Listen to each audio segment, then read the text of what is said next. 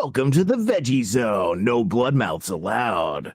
Hi, everybody. Welcome to the Veggie Zone. Preamble to Edging with Trash and Monk. I'm Trash. Monk's here. And we're also joined by XVXCollin. Hello, hello.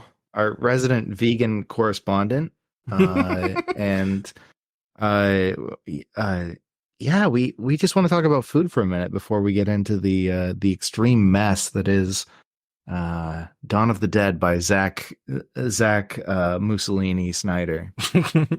That's right. You were fucking pumped to get into this Veggie Minute. I was thinking about doing the Veggie Minute as part of the show, and then completely unprompted, Brian, you started talking about your own Veggie Minute that you were having. Sure did.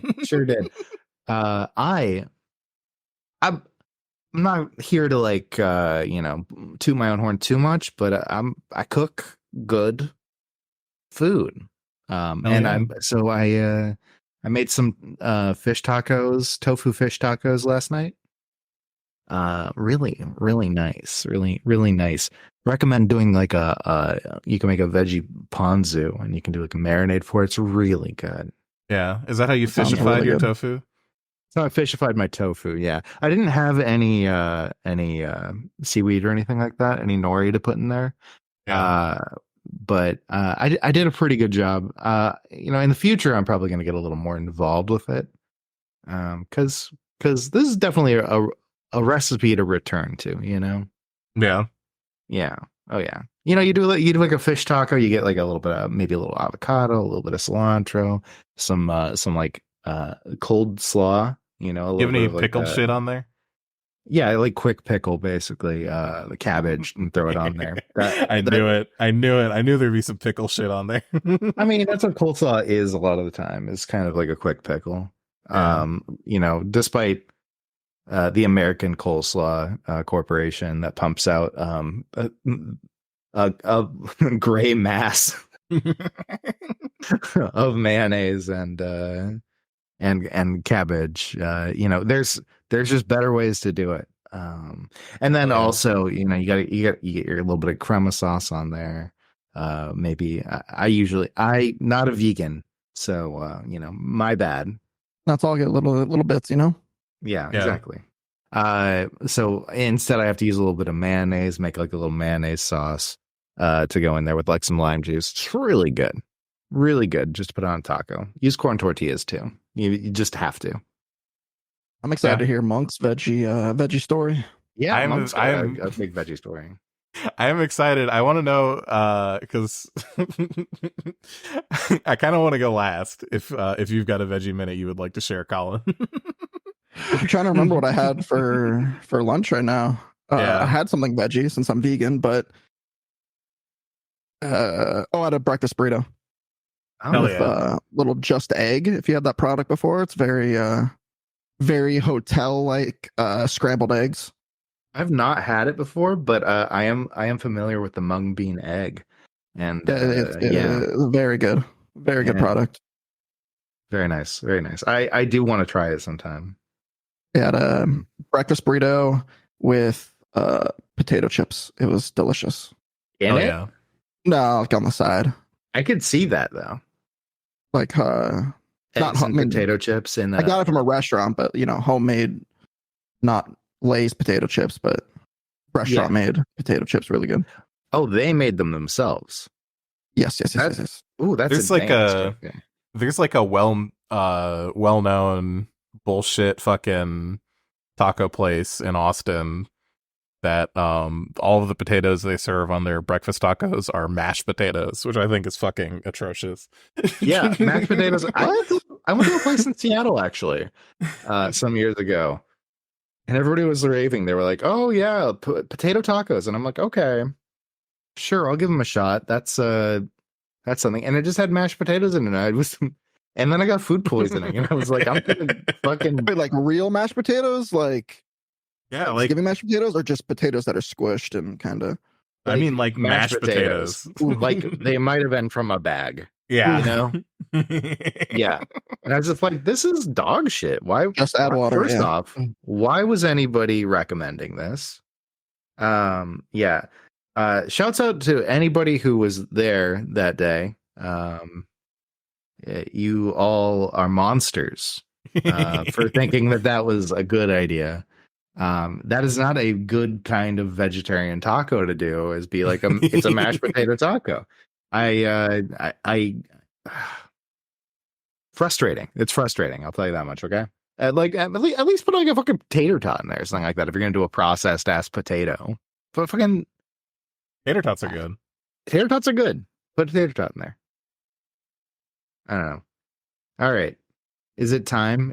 Drum roll for Monk's veggie yes. moment? So I sent you both an image of an artifact I uncovered in the grocery store of 100% plant-based, unmeat, basically a vegan spam product. And I was excited to make this shit. I whipped up a plate. Let me send it to the chat so that you can see of fried spam with potatoes, onions, and mushrooms and spinach. That looks good. I would eat that. Yeah, I mean, it looks a little like dog food, but but also tasty. You should have seen this shit coming out of the can if you think it looks like dog food now. Yeah, I also have like a little Counter-Strike skin on my fork. Yeah, wow. How much did you pay for that skin in the shop? I paid. This is actually the cheapest forks I could find on Amazon. Holy fuck! This probably cancer-inducing neon sheen. Yeah, that's like an oil slick. I don't know if I'd eat off that personally. I mean, I would, but not like every day, you know. Yeah. Well, yeah. I mean, you win some, you lose some. You'll heal. How was the fake meat? Was it good? It was interesting. So like the breakdown of this, it's like a soy and seitan. Brian called it a hybrid strain. Yeah, hybrid strain seitan is what I said. Yeah. And it tastes like that, but it's also got a little bit. I don't know if it's just my imagination or not, but it kind of has a little bit of a, a tempeh has like that kind of like funk to it because it's like fermented. Yeah, that acrid funk. I love. Yeah, this kind of had some funk on it like that. I'm imagining it because I don't think there's any like tempeh or fermentation involved in making this shit. But I mean, how long was it sitting in that can for? That's a good question. I have no way of knowing that. Let me zoom in. Let me enhance real quick on the It'd be like a cartoon sardine gag. You know what I mean? Yeah. Right. Let's see. Is there any sort of? There's a yeast extract, but that's it. I would have assumed that if it was getting that flavor, it'd have potentially some sort of culture on it. No, not really. Nope, no culture. But yeah, it was interesting. I mean, I think also I probably cooked it wrong. I think what I really needed to do is the spam probably needed its own pan and it needed high heat and it needed to be like crisp the fuck up because this was not like crisp when I cooked it in like I threw it in at the same time as the potatoes when I was cooking the dish and no, this needed its own pan. Yeah, that was a bad move. 100%. I agree with you. But you know what? Even fucking it up like that, it was all right. I think it was less than ideal based on some mistakes I made on my end, but you know what? I've eaten worse. I'm excited. Like a sauce on there? Yeah, I hit this with some hot sauce the moment after I took the picture. I don't know why. That's all that's in there. Huh? That's all that's in there? Oh, I topped it saucy afterwards. No, I made like a reduction in the pan with like mushroom stock out of like to like deglaze it. Yeah, it looks saucy. Yeah, so that's why it's wet. Wet food. That's why the food looks wet. Yeah, slimy. No, it does actually look good though. I would rice and veggies next time. Yeah, rice. Yeah. I think would have been a good. Rice would be all right. I kind of had my carbs covered with potatoes. What I was actually thinking about doing and then ended up forgetting about and not doing was like frying up some like little rounds of polenta with it. Yeah. And that would be get real fancy, go Italian with it. I love polenta, mushrooms, onions, and wilted spinach. That's like a core ingredient, like meal in my repertoire. It's a good mix. It is. Yeah. It is. Yeah. Yeah. So that's my Well, veggie minute. And That's great. I guess we should start the podcast. My God, are you telling me I have to talk about this fucking movie? Yeah. Movie's excellent. That's such a hot take. Okay, hold on. I'm playing the Okay, theme song. I'm not. This is all the power you ever had. Now it is mine. Pity, there is not more time for us.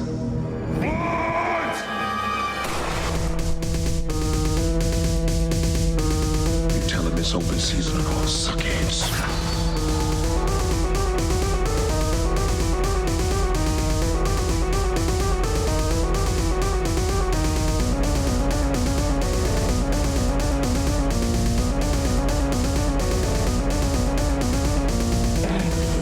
Just gonna have to teach you a lesson. No more clowning around. Fire in the hole!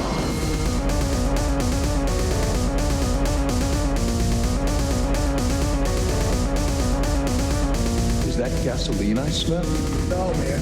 No! Hello again. It's Edging with Trash and Monk still. You're still listening to the show. 10 minutes still the since show, cold yeah. open. Yep. We only had a 10-minute cold open. It's fine. Everything's fine. You're fine. I hope you enjoyed the veggie minute because it's all downhill from there. Prepare to free fall. Okay. Yeah. So we watched this week Dawn of the Dead by Zack Snyder. Not the 70s one.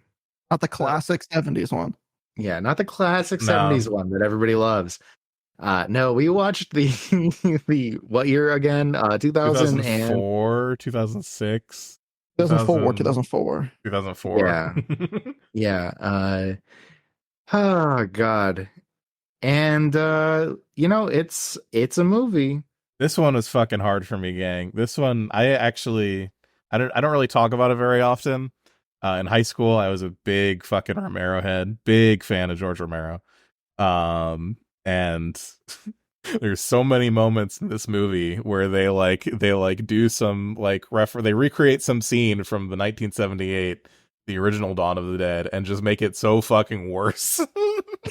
So much worse. And it's so painful every time. Because I'm like, damn, I need to watch that movie and not this. It's also amplified because each time they do a scene that's worse than the original, they also just slow it down. It's like, oh, now it's worse and in slow motion. Oh, thank you, Zach. Thank you so much, Zach. Collin, you've seen this movie before, haven't you? I've seen this movie. My friend in high school loved it, had it on DVD, sat me down and said, you have to watch this movie. It is revolutionary. Oh, no. He was dead serious. Oh, hell yeah. That's amazing. I like how we all talked about what movie we were going to watch. And we all said, oh, how about Dawn of the Dead? And we're like, wait a minute, Zack Snyder directed it? Like, no one knew. Yeah. And we I were knew. shocked. I Oh, knew. I did not know. Yeah. Colin, I'm in the same boat with you. I did not know Zack Snyder directed this. I had watched it once. Watched it once when right when it came out, actually. You didn't smell the Snyder wafting off of this fucking piece of dog shit. No, because it was 2004 before I had reached consciousness of that. I was still 18 and was watching it on Christmas Day at my sister's house. That was it was a really weird feeling because, it was the whole family was there and we were watching a bad horror movie. And I remembered all the things about it. And I was still more sensitive to scary movies at that point. So I was genuinely feeling disgusted by this movie. And now I feel disgusted in the art is dead kind of way, where then I felt more like I'm disgusted because, zombie baby. Sorry, there's a zombie baby in this movie. Zack Snyder decided to, Oh, there's gonna be spoilers. I'm gonna spoil this movie so well for you, listener, that you don't have to watch it.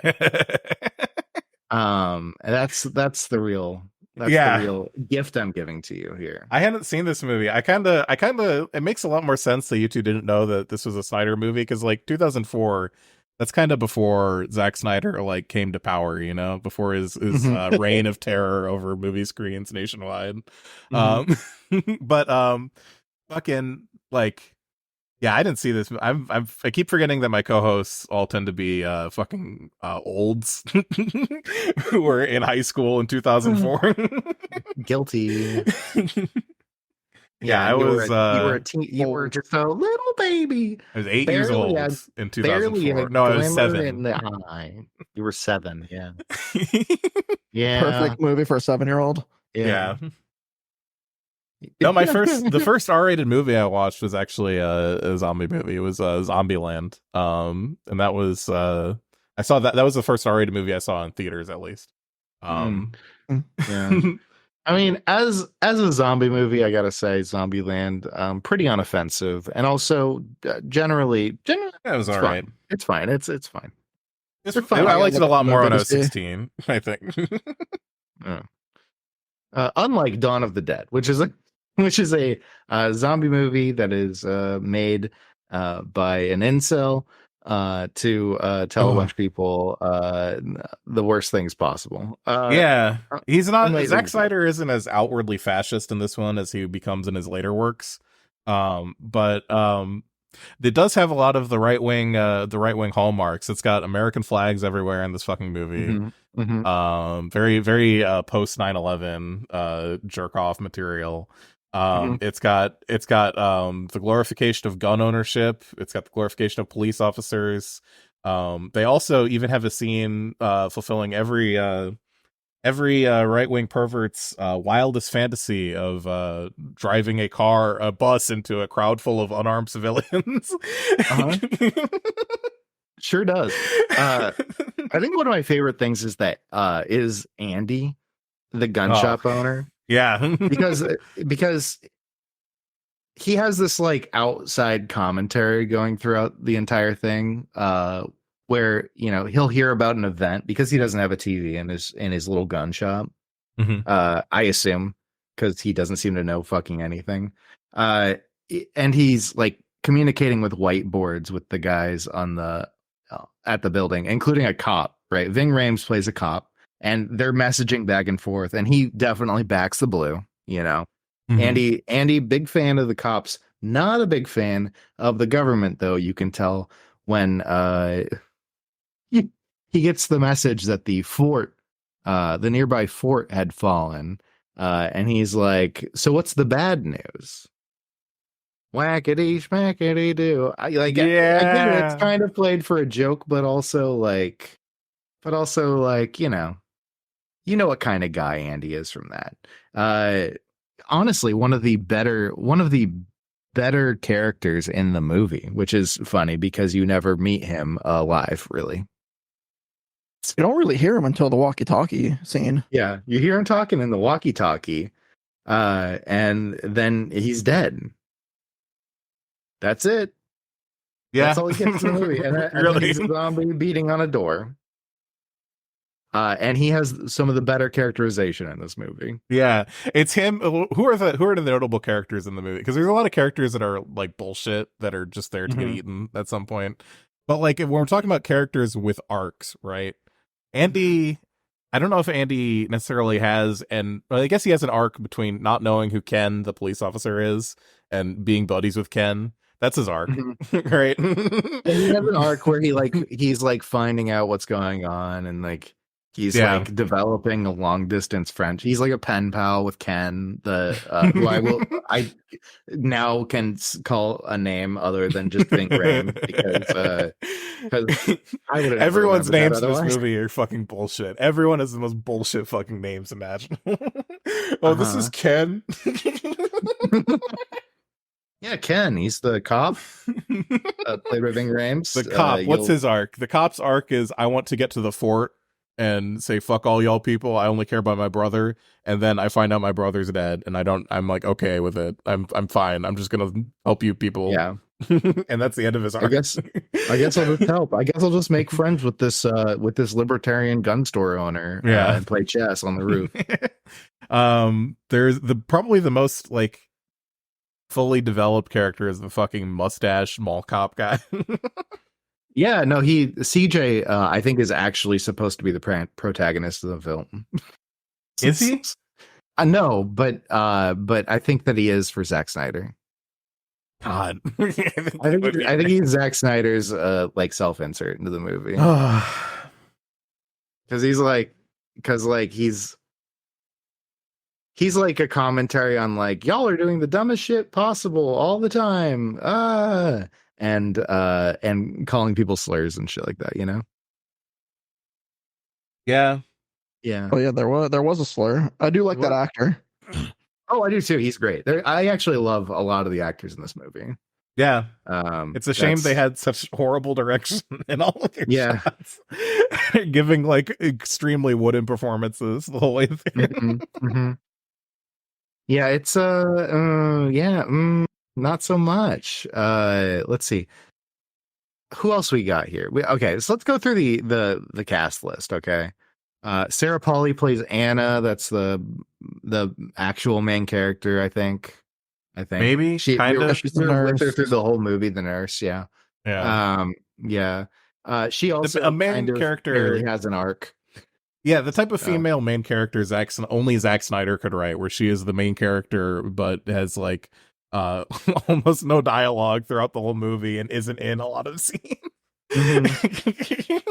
Yeah, she's just there to react to things. It's kind of like it starts off as her movie and then kind of falls off, but she's there through the whole movie, so she is technically supposed to be the main character, I'm pretty sure. Let's see. Jake Weber plays Michael, and he's like probably the actual more main character for most of the movie. He used to sell TVs, but now he's doing this. Let's see. Mekhi Phifer, who I've seen in a lot of things. You'd recognize his face if you saw him, I'm sure, but definitely a character actor. Plays Andre, who Kenneth makes the joke that he steals TVs, and it's like, oh, okay, so he's a criminal. And you'll see that there's two black characters in this movie. One is a cop, and the other one's a criminal. Which okay, all right. Now we're getting into the really good stuff, though. We got Ty Burrell. Everybody knows Ty Burrell from playing the father on Modern Family. You know, I don't know him by name, but I know him by his eyebrows. His eyebrows and his hairline grew back too for Modern Family. Yeah, it's true. Carell moment for him. And unlike in Modern Family, where he's playing like a comedy role, a comedy sitcom kind of role, which he does okay with. He's just playing a huge asshole throughout this movie, and is evil and slightly gay with it, even though he's not, even though he's straight. They make sure to show you that he is in fact straight, but he's definitely slightly queer coded as a villain in this movie, which is very funny to me. We also have the other guy who is gay, right? The fucking I don't even remember his name. That's like the only scene he had in the movie is the old bald guy who was trying on women's Tucker? No, I think it is Tucker. No, it might have wasn't been Tucker. No, Tucker. That's right. Tucker's the other guy. Okay. God, Boyd Banks has such a flexible face. My God. I've seen him in so many things, and he looks different in a lot of them. I don't know. That's weird. And then seeing him fully shaved, I'm just like, who is that?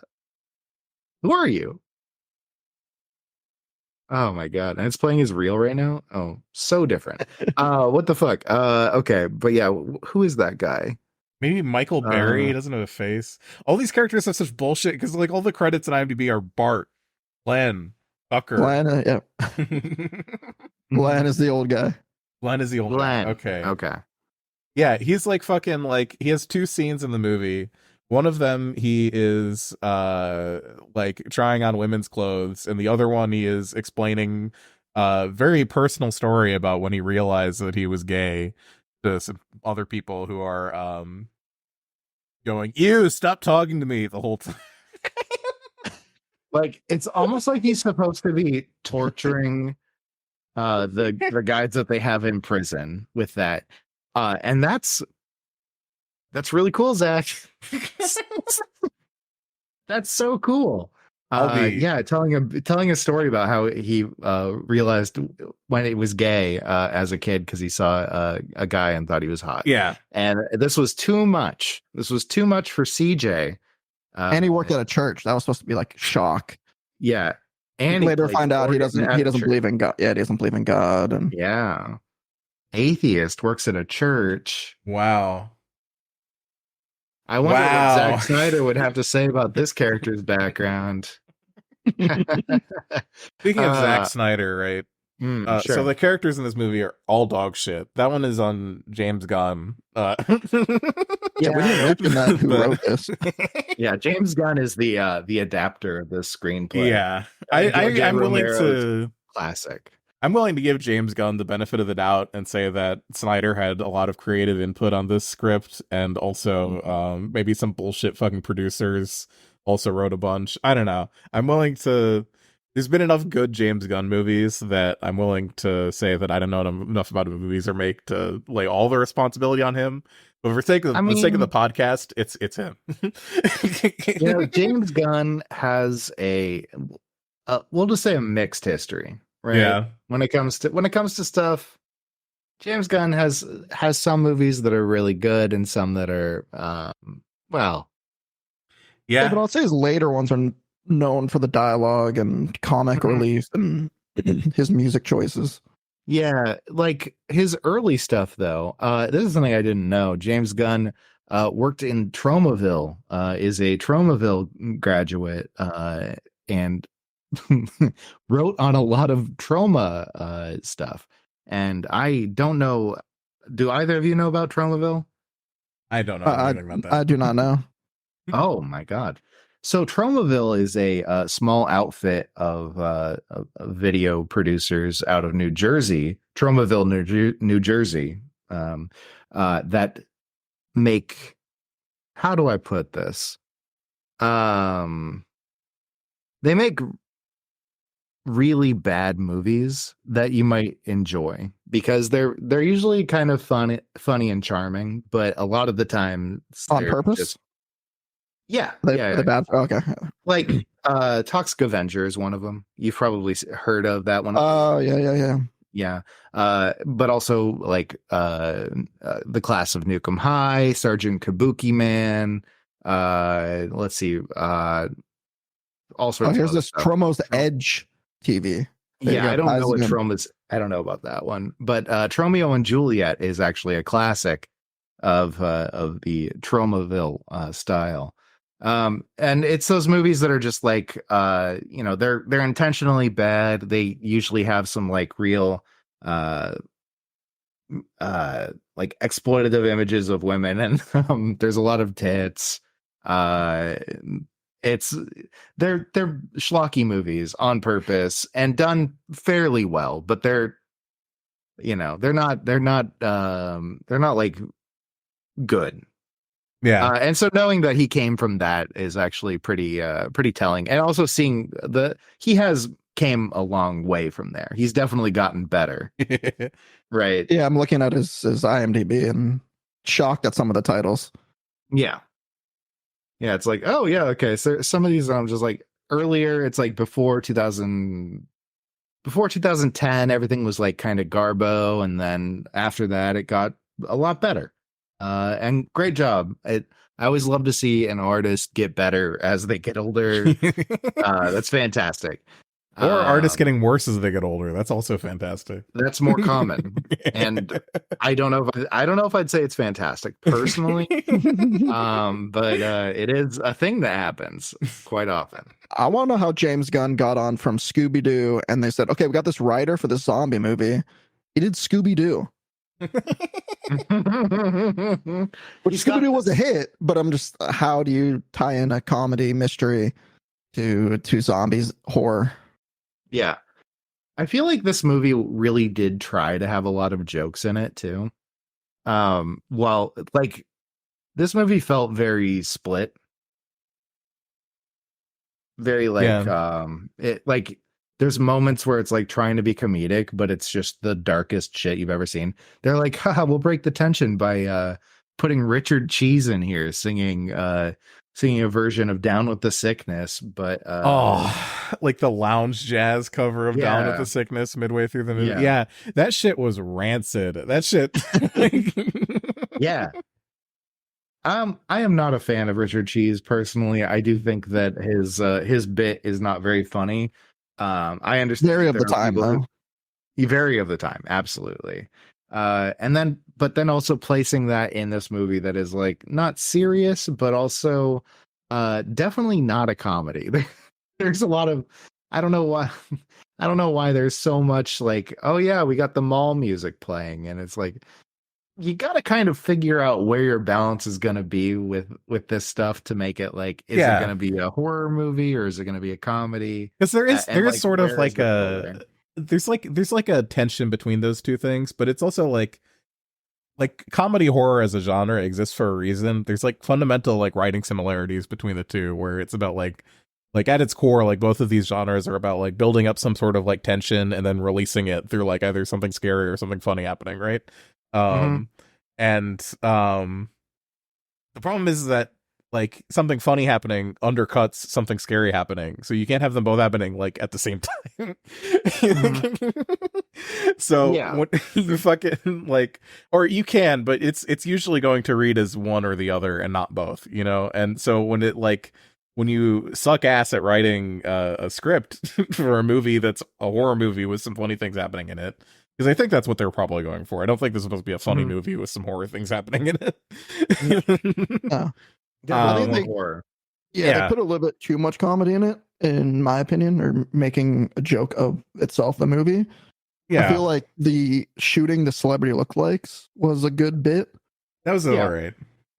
Some of the time killing where they're playing basketball and a weird sex scene was a good break, and I think the elevator music after an intense scene was funny, but it's been done before. Yeah, that's like, it's funny, but that's like cheap, you know. It's like like doing that. I don't know. Like it's cheap, but also just going from like we're running from zombies to that happening in the elevator, and then on top of that, CJ commenting. This is important. CJ commenting, I like this song. And then going and getting into a bus to go and flee to a marina. It's like, that's the thing. It's like having the joke in the middle of that scene does like ruin like the horror tension, right? Because you've gotten a laugh out of the audience and they've like reset, you know, and so you're trying to build tension again. But like it's like, okay, they're running, and also like some of the scenes that I think were supposed to be scary. There's a lot of scenes that were supposed to be scary that read as funny because they only came about because these characters are the fucking dumbest pieces of shit on this fucking God's green earth. Fucking morons. The fucking like 8 Stooges or however many fucking people are in this movie. yeah, I know specifically you were getting angry. Scene you're thinking about, because I'm thinking of every scene in this fucking movie. I know, but I know the one. I know the one that tipped it. I know the one that which one do you think tipped it for me? Well, it's when Andy gets bit, and dog girl runs over there to go and save the dog. No, I know what pushed Monk over. The opening scene.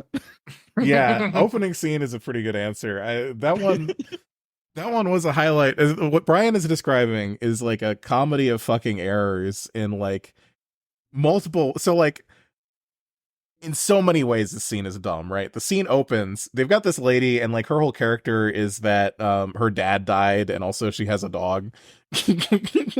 Yeah. And also, she has a dog that you see for a second, disappears for a while, and then comes back again. yeah, Very cool. and then it's like there for the whole movie. They don't let the dog out of your sight after that. The dog does not die on screen in this movie. So, I don't think the dog dies in this movie. The dog's fine. yeah. But like, That's so wild. the Only survivor. the scene begins. Andy, the gun shop guy, needs fucking food, but he's in the gun shop, right? So they have no way of getting to him.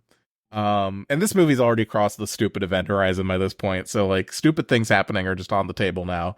And it shouldn't be surprising. But like 8 stupid things happen in a row here. The first thing is they just decide the dog is immune to zombies. No zombie gives a shit about eating a dog, apparently. Which, okay, cool. Sure. If that's what we're doing, we'll roll with this. So what they do is they have the dog, they lower the dog through this like crane contraption down onto the ground so the dog can run and deliver like a radio and some food to Larry. Stupid thing number 1. I'm doing fucking cinema sins for this bit. I don't fucking care. This is like, I need to unravel like the fucking Gordian knot of fucking idiocy. As Monk has posted on the internet already, Dawn of the Dead has broken him. Fucking like, how does the dog know to fucking run to Larry? The dog's never been there.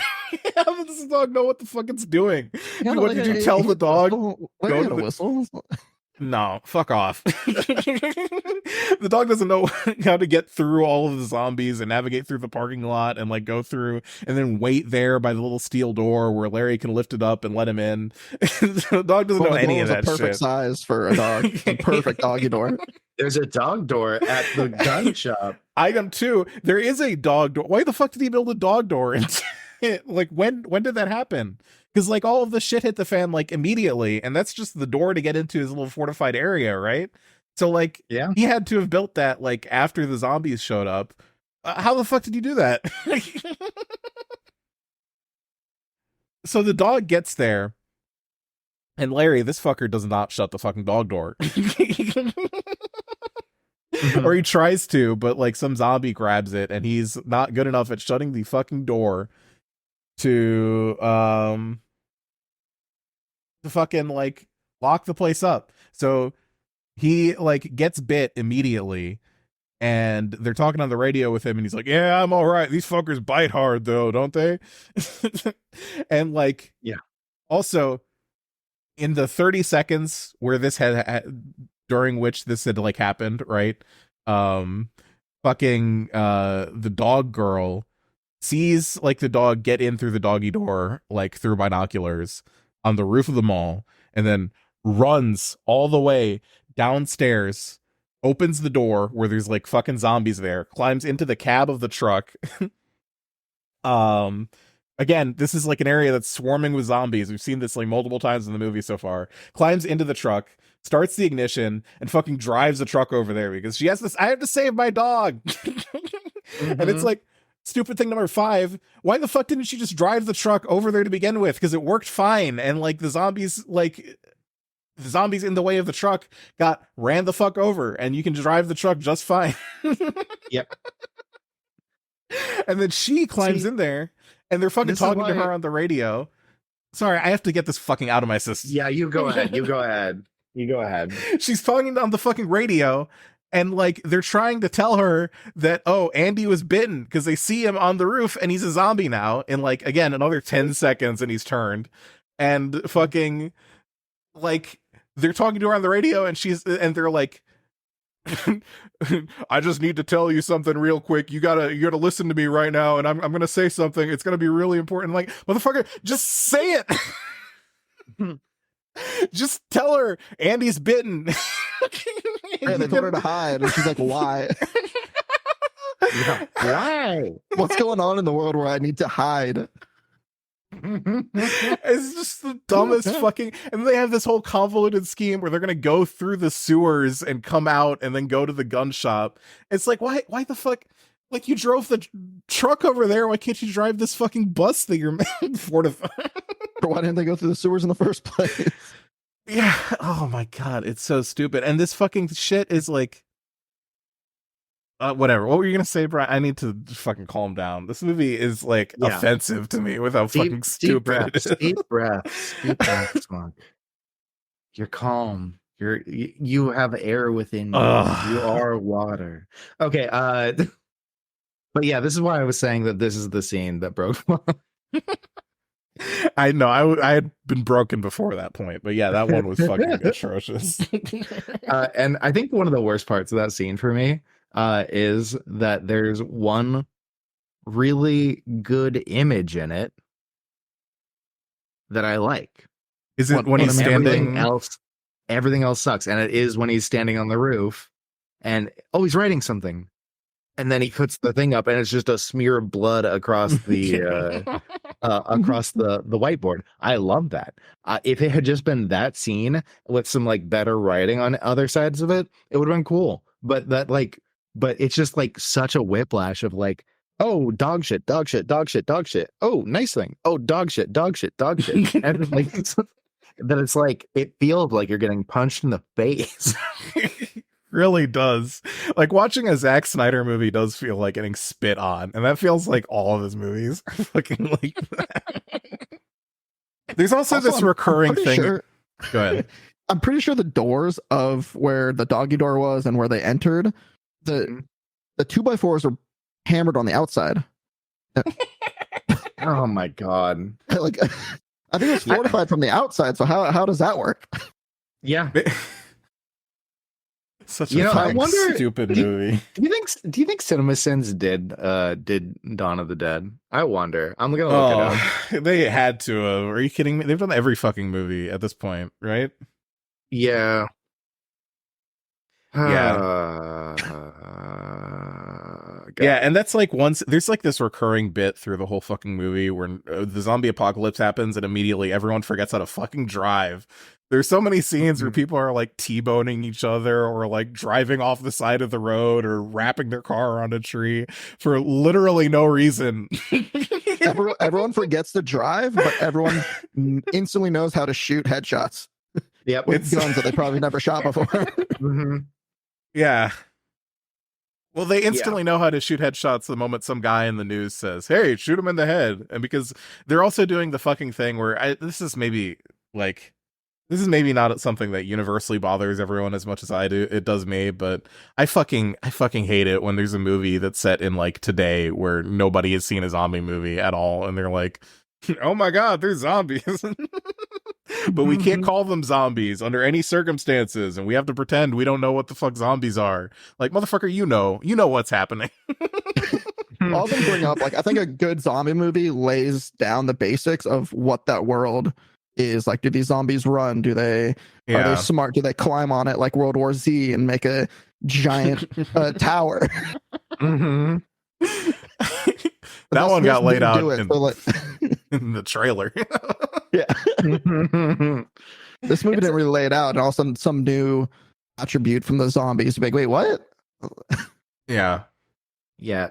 I don't know. There's this problem when it comes to zombie media that, like, there's choices that need to be made, and you can't really walk on both sides of it. Zombie movies either need to be, like, very clearly metaphorical about something else, or, like, hard sci-fi about an apocalypse. Like, you can't split that line easily. You have to choose one to be the focus, and this one is just like, I don't know, we get a little bit floppy with it and like reference God a lot. I think this was supposed to be a metaphor movie. I think that genuinely is what this. Because, well, for one thing, the original Dawn of the Dead was a metaphor movie, right? And then I keep thinking about like how this movie is written and like the parts of the original Dawn of the Dead they choose to keep. You know, I don't think it's good at being a metaphor movie. Let me make that perfectly clear in case it wasn't working. But like when you're talking about like fucking like the intro song, that fucking they play that Johnny Cash song about the man at the beginning of it. And like they have all these news clips about people saying it's the end of days, and like there's like, I don't know, this is when we think of like, I think they're trying to say something is all I have to say. What they're trying to say, fucking lost in translation. Probably some fascist bullshit knowing Zack Snyder, but like this movie I think was like gesturing towards the idea of there being a message.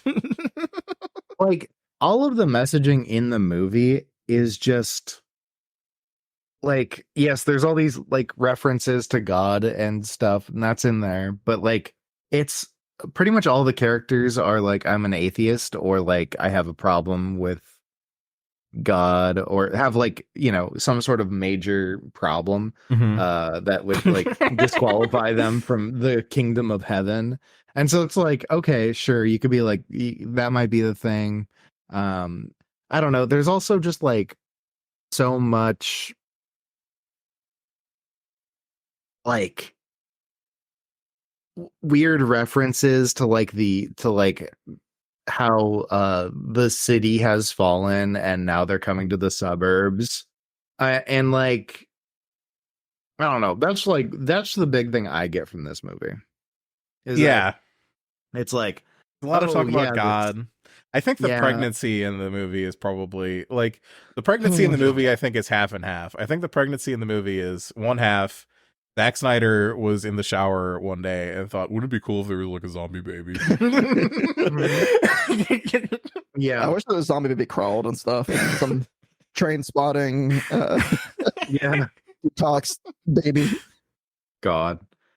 Yeah, the fucking zombie baby. I like the guy gets, I don't know. The one guy gets so obsessed with like it. Well, I know what my role in the world is now. Now that the world has ended, I know what my role is. My role is to have a baby. Yeah. With my wife. And then she's like dying, clearly. Like well before she dies, it's clear that she's dying to everybody who isn't in the movie. And then she dies in childbirth, and then there's a zombie baby, and it's like, what does any of this so mean, let me really? I want to outline this a little bit, because I do agree there's a lot. It's hard to discern any meaning from this movie because it's dog shit, right?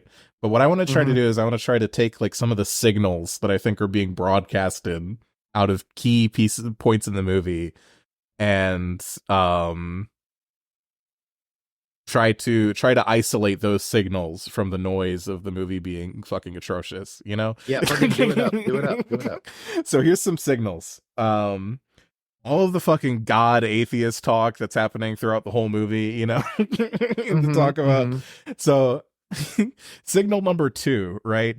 They make like a big fucking deal about it when like the first guy is like bitten and they're like, we need to kill this guy. And fucking like eventually they decide not to kill him, right? But like the guy says, like literally right before he dies and he turns, he says every second of life is precious. And then there's the whole zombie pregnancy arc where this guy is like very, very concerned with making sure this baby is delivered. Like, I don't know how you tie these like event. There's other events that I'm thinking of that are smaller that happen throughout the movie. I don't want to spend too much time on this. I think this is a pro-life movie. 100%. Yeah. I think that is one part of the nexus of bullshit that this movie is. But absolutely it is that. Yeah, forget the host. We need to save the baby. Yeah. They literally had a fucking a preacher on the television talking about how people are killing babies. There's also the gay bashing in the movie, which I don't think is really serving any artistic point beyond look at these fucking gays. Let's bash them. That's immoral. It's immoral. That's immoral. Yeah, writing like, dog shit. But it's the specific type of Zack Snyder dog shit where he thinks he's making a point, right? Like he really thinks that he's like fucking telling it how it is. And it's just so shitty. Yeah. Fucking awful. I need to fucking walk away, and I need to take 5 from the podcast. Brian and Collin, you're locked in. The two of you, the two of my co-hosts. I do have to step away for a few seconds. The two of my co-hosts, both of you know a thing or two about pointing a camera at something, right? Yeah, you can talk about the color grade. Why don't you two vamp about the color grading for a little bit? I'll be right back. God, I didn't. Yo, yeah, go for it. It didn't really stand out to me. I don't know if it was a bad stream we were watching that we legally obtained. But I didn't think so, and it did bother me after Monk pointed it out. Wait, so it didn't stick out to you, the color grading? Not really. It didn't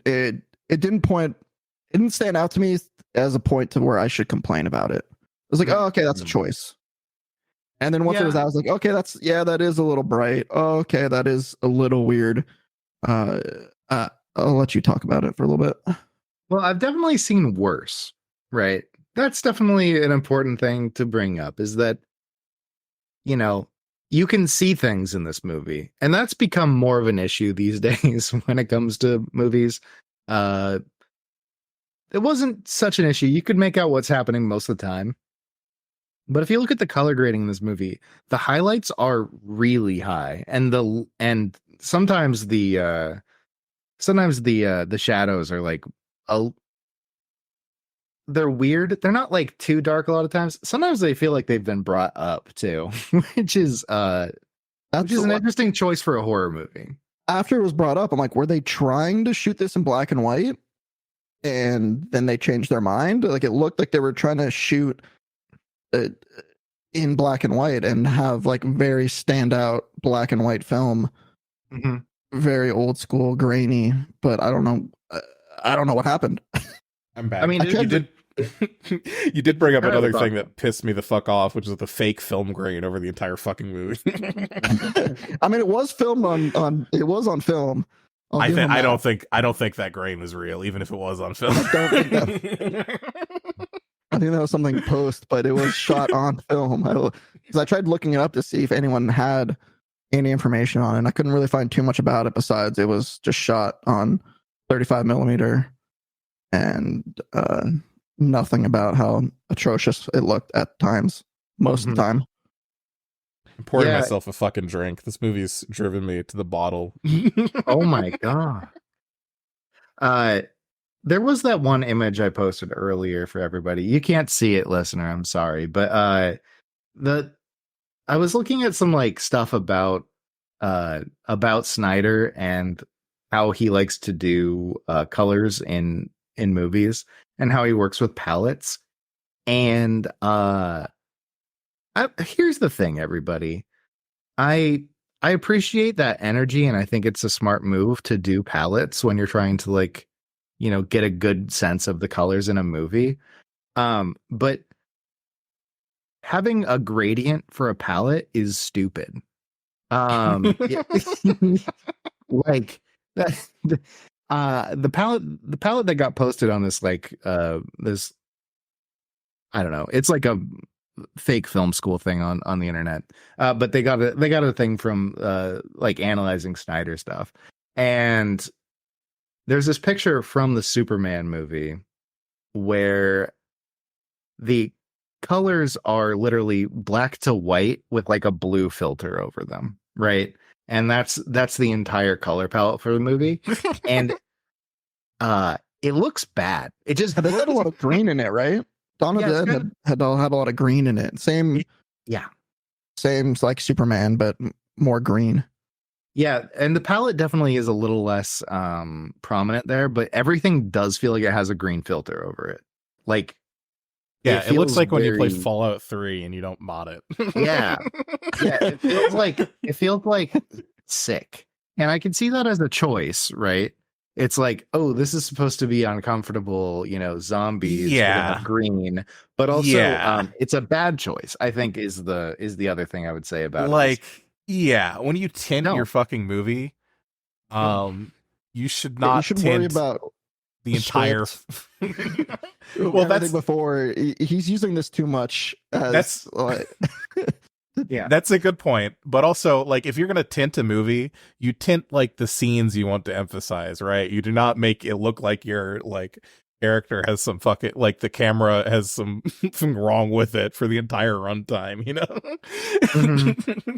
Yeah, it's like I'm all for visual style, like for sure. I get it. Zack Snyder's visual style is weird. It's not good. It's not fun. Like if you want a good visual style, Tarantino's right there. Look at Tarantino. Tarantino's got an excellent eye for this stuff. The colors are often vibrant. Yeah, there's very good palettes. There's colors associated with characters so that they stand out. You know, all these like really good things. None of that happened in this movie. None of it. And people talk about Zack Snyder's visual style a lot. That's like a big thing. People love Zack Snyder's like I hate it. Like expressionist style, and I'm just like, why? Why do you enjoy this?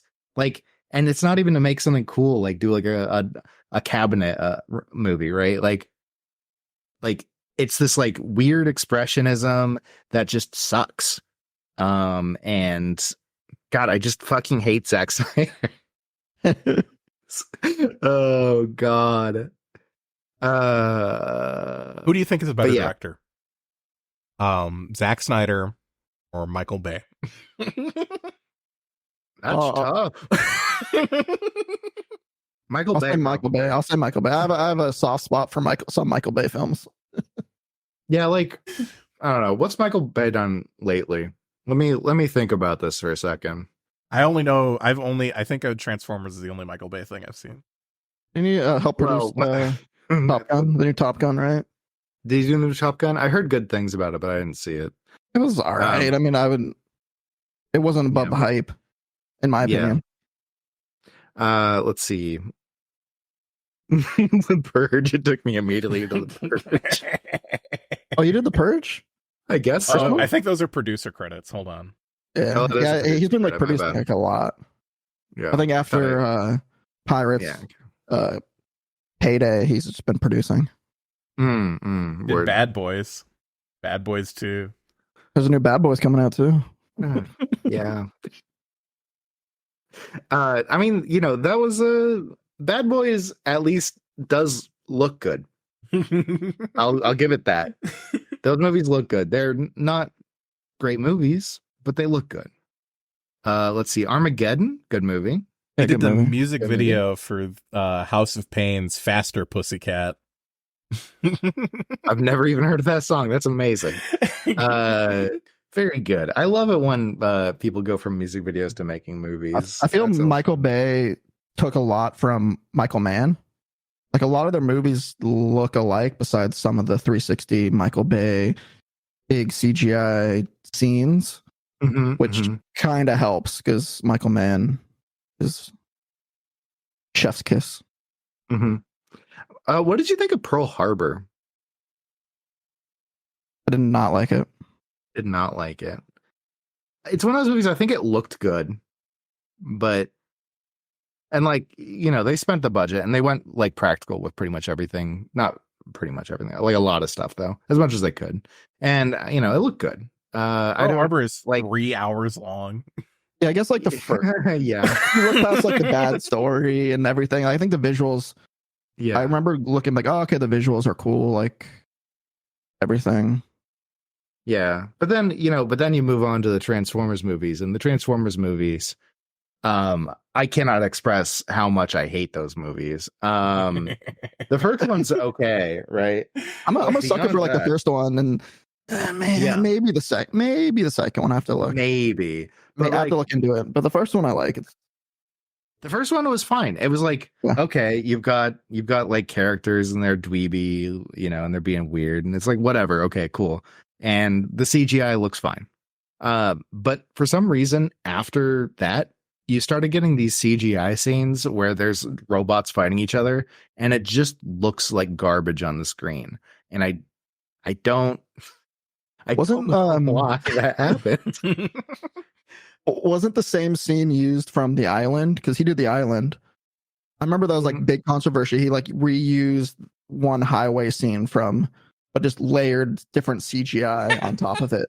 But it was the same like highway in Miami or whatever going to the Florida Keys. And it just instead of like Transformers, it was like Lex, whatever car sponsor the island had. I think it was like Lexus or something. You know, all those futuristic movies gotta have a car sponsor. We have a futuristic Lexus. That was my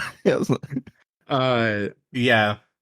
No, I barely remember the island, so I can't really comment. But I think Michael Bay having one good movie puts him like I don't know if I'd agree with Michael Bay having one good movie. I have not familiarized myself with his filmography. But if he has Michael Bay, if he has one good movie, like one acceptable movie, that puts him ahead of Zack Snyder. he does have at least one good movie. I will give him that. At the very least, he has a few good movies that look good. Yeah. I even like the Pirates movie. Yeah, they look nice. They're like just fun, stupid romps, and that's fine. Well, he did The Rock. So good. Oh, The Rock's a good movie. That's just a good movie. You know, you love a Sean Connery going and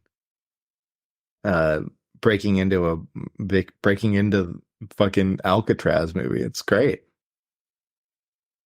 Can y'all please review one time Ambulance with Jake Gyllenhaal?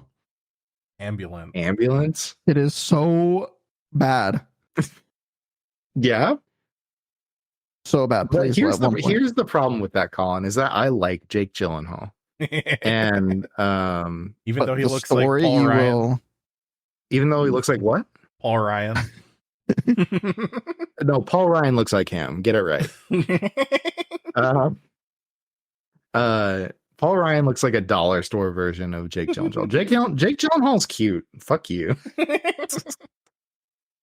But yeah, it's like I like Jake Gyllenhaal. I even like I like it when he plays like a bad character too. I really like Nightcrawler. Oh, Nightcrawler's really good. Fucking amazing. But yeah, I don't want to watch a movie that's like just bad. Like I want to watch him play like a good guy, a bad guy. That's fine. I just don't want to watch a bad movie with Jake Gyllenhaal because I feel like I might lose my mind. What little bits left, you know? Although I'm watching the trailer right now and it what's bad. happening? Oh, Pain and Gain did Pain and Gain too. That's a good one. Yeah. Oh God. All right. Back what else happened? Movie. What else fucking happened to Dawn of the Dead? Because like I keep thinking about it, like the ending of that movie was also like fucking weird. Because like I don't know if you're aware of this, but there was like so Dawn of the Dead, the 1978 one, had like a ending change, like right at the end of the film. They essentially like. So like the end of the movie was originally going to be like everyone dies and then the two final people are on the roof and one of them shoots himself and the other person sticks their head in the helicopter fan blades and has their head explode. And they changed the ending and they actually reused the exploding head prop in like the raid on the apartment complex at the beginning of the movie. Which is cool. A piece of trivia I know because I used to be a big Romero head and I haven't seen those movies in a while, so maybe I should watch them. Yeah. But yeah, so they fucking they had like this ending change in midway through because they felt like it was too depressing to have like an ending where everyone dies. And through the whole movie I was kind of thinking like, how is Zack Snyder gonna thread this line, right? Because like he could go either way with it and have it be like authentic to the spirit of the original work. You know, it could be either like, oh, they survive and that's authentic because that's what happened in the movie, or it could be like, oh, it's just a neat nod to what was almost there with the original one. You know, the way he threads the line is by having one character get bitten and he shoots himself at the end of the movie right before the credits roll. And then fucking the worst credits of all time start playing. There's some horrible they play Down with the Sickness. They play some other fucking shitty song first, right? 2 songs, and like it's credits and then like it's interlaced with like these fucking like random little VHS clips that suck. They just suck so much to watch. And No, I as thought you the get, credits were like one of the best parts of the movie. I agree, they're one of the Which is best not parts saying of the much movie. about the movie, but I thought it was a really good. It's like, okay, this is like, I could see some directorial art in this. I think if maybe the rest of the movie didn't suck ass and the credits were also like fucking if they were doing like the found footage bit anywhere other than right at the end of the movie and they did it like better, I would probably agree with you more. I do think it was one of the better parts of the movie, but that's again not saying.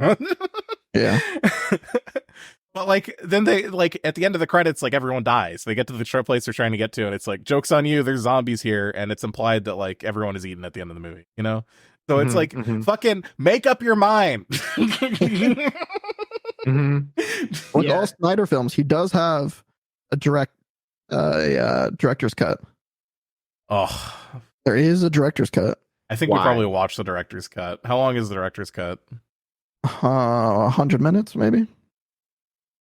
Maybe. This was I an think I hour saw. 40, so that would be 100. Yeah. Maybe it was the director's cut then. Yeah. I think Usually it was when more bloody. I saw on Reddit. It was more bloody when I was trying to find the color grading. It was more bloody and more character building in his director's cut. Which Zack Snyder always comes out with director's cut. Like, why don't you just make a good movie? Like, Yeah. in the director's cut is time. Jesus. like I'm sure it's not the studios. Like, director's cut's also frequently worse. Like the fucking Snyder cut of Justice League sucked ass. well, the whole movie, everything's in that 4 hours or whatever. Oh, Even the new Netflix movie. Like, he was promoting the new Netflix movie, whatever the Star Wars Rebel ripoff. Yeah, Rebel Moon. And he's like, oh, but in the summertime, you have to watch the director's cut. So promoting like the regular Netflix movie and then saying, oh, actually don't watch this. Wait 5 months and then watch it in the summer. Ryan, what's the podcast policy on suicide again? We're supposed to not be good with it. So that we're would supposed be to be anti. That would be a bad thing if I said that I wish this guy offed himself. Yeah, it'd be bad to say Zack Snyder's shit off himself. No matter how we feel about it, we should say it's bad. No matter how much the world would be a better place. Yeah, Zack Snyder, doesn't matter. You keep doing you. you keep rocking in the free world, baby. You keep making your allegories for what's it? I don't know. Pro-life. We've got Sucker Punch on the agenda, right? We had someone. Ooh, we sure do. We have a guest for that too. Oh, yeah. Also, it's an odd choice for a guest for it too. Then the guest requested this movie, so I'm scared. I'm worried, but also, it's gonna happen. He did Army of the Dead. Which one's that? You see that one? It was a Netflix zombie movie. I don't know. Mm-hmm. Let me see. Let me see some pictures from it. Ooh, that looked bad. Yeah, there's like 3. It's a trilogy, I think. Wait what the fuck?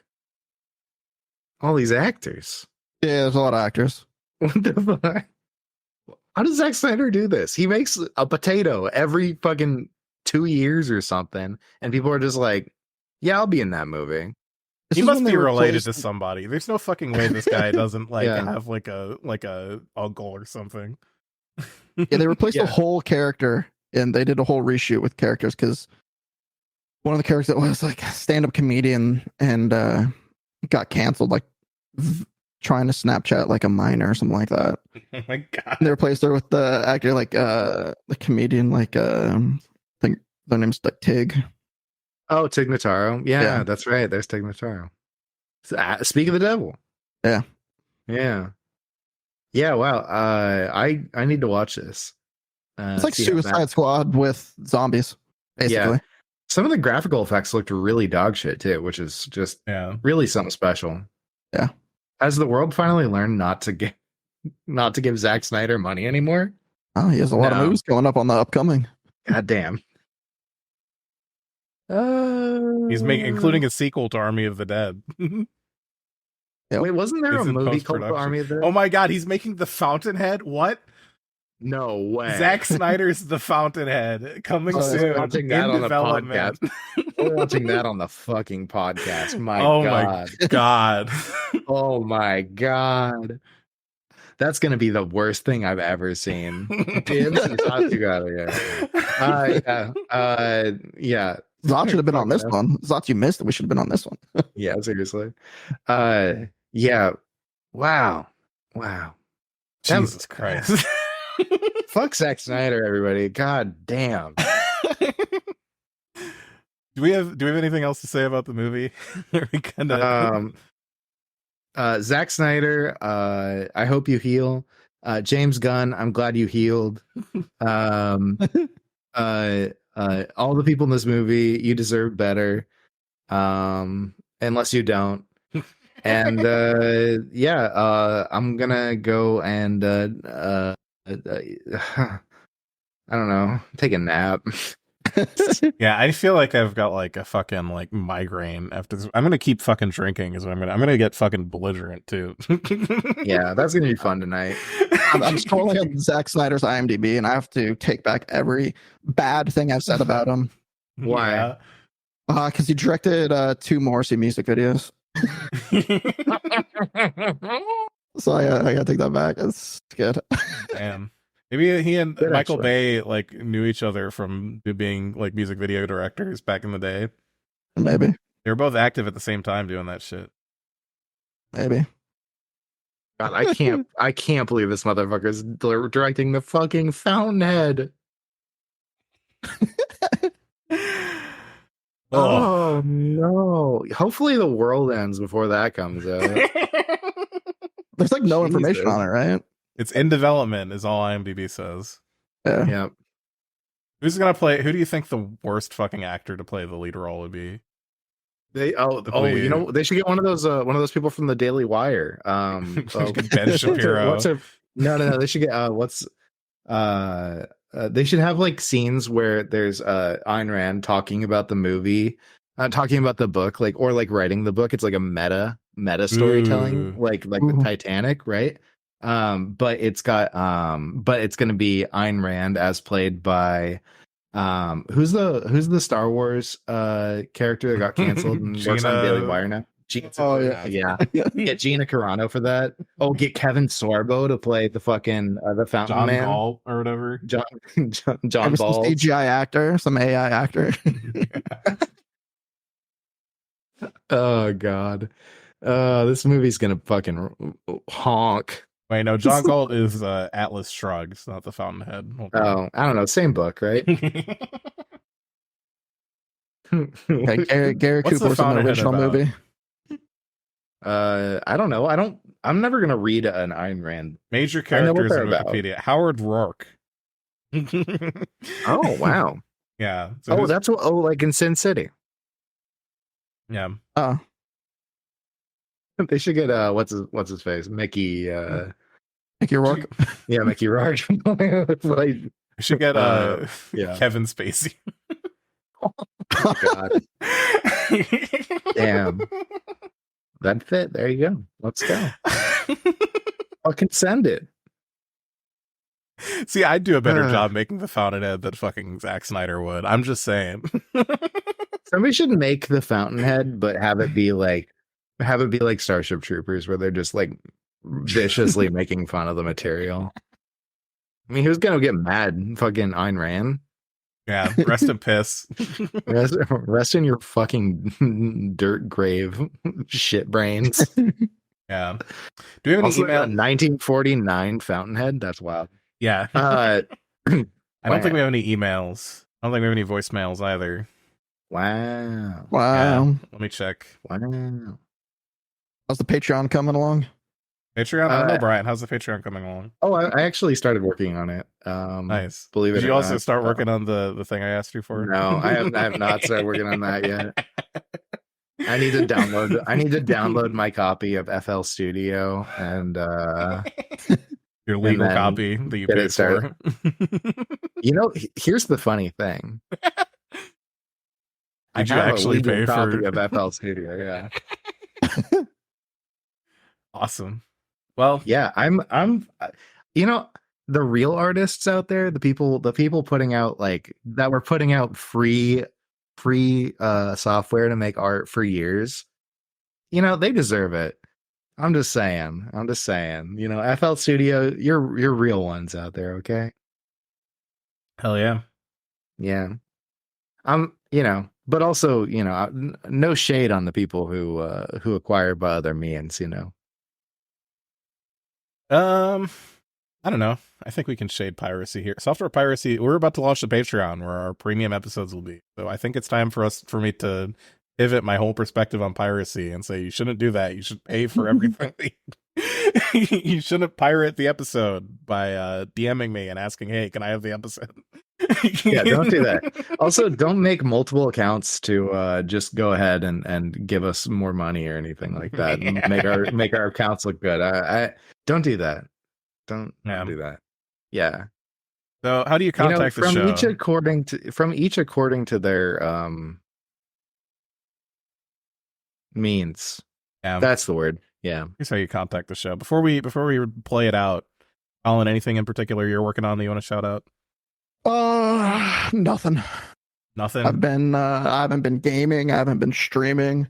Damn. I guess just follow my letterbox. XVXCollin. Oh yeah. Make sure to spell your name right in the episode this time. Also, Collin does streams sometimes, and I sometimes hang out on those streams too. So if you want to catch us playing games, it happens occasionally. TMCR. Yeah. You were thinking about getting back into the Twitch grind yourself, weren't you? Yeah, I mean, I am. I got my OBS set back up to do it. I need to go through and hack away at Streamlabs to see if I can update any of that stuff. But I'm close. I'm close to being able to do it. Am I gonna do it? I don't know. Yeah, I get like towards the end of the night, I'm like, well, I'm feeling good. Like I might stream on Twitch, and then like my bed looks good. I wish it was that for me, because I'm just like, oh yeah, I should stream, and then I'm like, I'll be like, no, I'm just gonna go sit in a call with 4 people, and we're all gonna just bullshit for like the next 6 hours. She could totally do on stream. I could. I just don't want to do that to other people. You know what I mean? Yeah, if they want to be on stream. Yeah, I want people who, and then you know, the vibes get fucked up because people will be like, oh, I'm on stream now, I gotta like perform. It's like, no, you don't. Just continue being your beautiful self, you know. True. Tina will be on stream. Yeah, fuck yeah. Yeah. Let's go. This is how we reveal that we actually have an audience while we're doing this. Tina and the live studio audience. Should I should probably start putting the link to the Discord in the descriptions. Yeah, I mean, why not? You know, see what kind of weirdos we can pick up. Yeah, so you go ahead and join the Discord. You will have to introduce yourself. Don't worry, it's not a big deal. We're just trying to keep bots out. So if you join the Discord, write a little intro, say hello, and I'll let you in so you can see everything else. You can send us an email. You can contact us at edgelordpod@gmail.com. You now get a little gift email. If you send us an email, you'll get a little pleasant response back automatically. I think you will enjoy. So go ahead and test that feature out. You can give us a call at 920-350-EDGE, 920-350-3343 for the edging hotline. Brian, what were you going to say? I was just going to say, and keep an eye out for the Patreon, probably coming soon. The first plan we have is me forcing Monk to watch all of the Star Wars movies. And that should be fun. I'm excited for that. Yeah. That is a good paywall. That is well worth it. You can find Brian wherever you know to find Brian. Briantrash pretty much everywhere. Trashcan1312 on Twitch. Check out the Letterbox, check out the Blue Sky, check out my AARP articles, check out my social security number, check out Brian's DeviantArt. Yeah, all the links are in the fucking description, so you'll just fucking go look at that. Yeah, look at that. That's where it is. You got it. Any final words? You got anything to shout out, Monk? No, not really. I have a real job.